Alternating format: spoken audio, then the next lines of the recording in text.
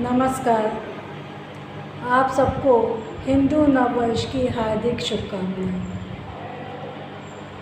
चैत्र शारदीय नवरात्रों की भी हार्दिक शुभकामनाएं। और इसी के साथ आज हम गीता के द्वितीय अध्याय के आगे के श्लोक बताने जा रहे हैं। तो आइए देखते हैं आगे का तीसरा और चौथा श्लोक देखें।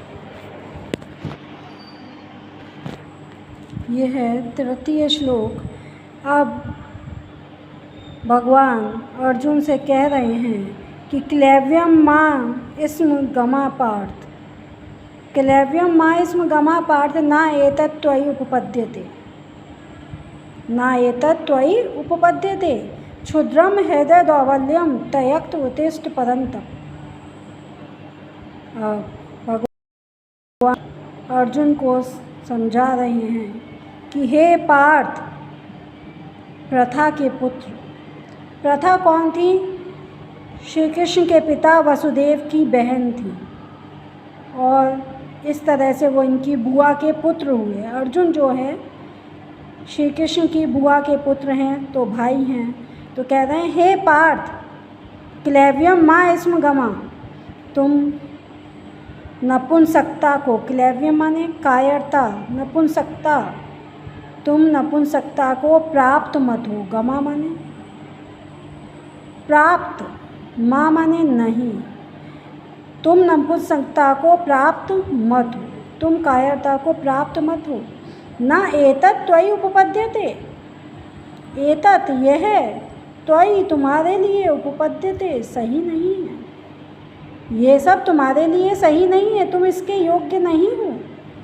क्षुद्रम हृदय दौर्बल्यम त्यक्त उत्तिष्ठ परन्तप, हे परन्तप, दूसरों के दुखों का नाश करने वाले अर्जुन, हृदय की क्षुद्र दौर्बल्यता को, हृदय की क्षुद्र दुर्बलता को त्याग कर उठो। उत्तिष्ठ माने उठो और युद्ध करो। क्यों?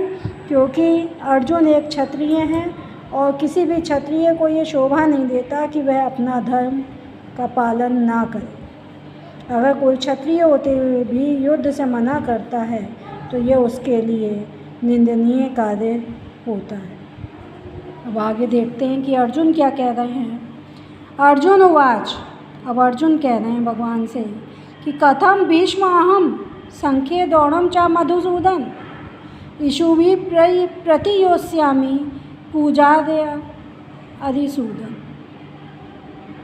कि हे अधिसूदन, हे शत्रुओं का नाश करने वाले, हे मधुसूदन, हे मधु नामक असुर का नाश करने वाले।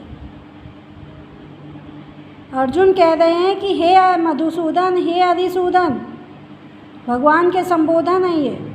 कथम भीष्म अहम संख्ये द्रोणम च, कि कथम कैसे, अहम मैं किस प्रकार संख्ये युद्ध स्थल पर, मैं किस प्रकार युद्ध स्थल में भीष्म पितामह और द्रोण पर, आचार्य द्रोण पर, जो पूजार्य हैं, जो सम्मान देने लायक हैं, ऐसे उन बड़े लोगों पर इषुभि प्रतियोत्स्यामि, किस तरह से बाणों को उलटकर चलाऊंगा, उलटकर बाण चलाऊंगा मैं उन पर, ऐसा कैसे संभव है? ये किसी भी तरह मुझसे नहीं हो पाएगा। क्योंकि एक अच्छा व्यक्ति जो है वह बड़ों का सम्मान करता है, उसके लिए तो उनके सामने जवाब देना भी, पलट कर जवाब देना भी सही नहीं है, शिष्टाचरण नहीं है। तो कह रहा है यहाँ तो उन पर बाण चलाने की, पलट कर बाण चलाने की बात हो रही है। मैं किस तरह से इतने बड़े लोगों पर, सम्मानीय लोगों पर अपने बाण चलाऊँगा?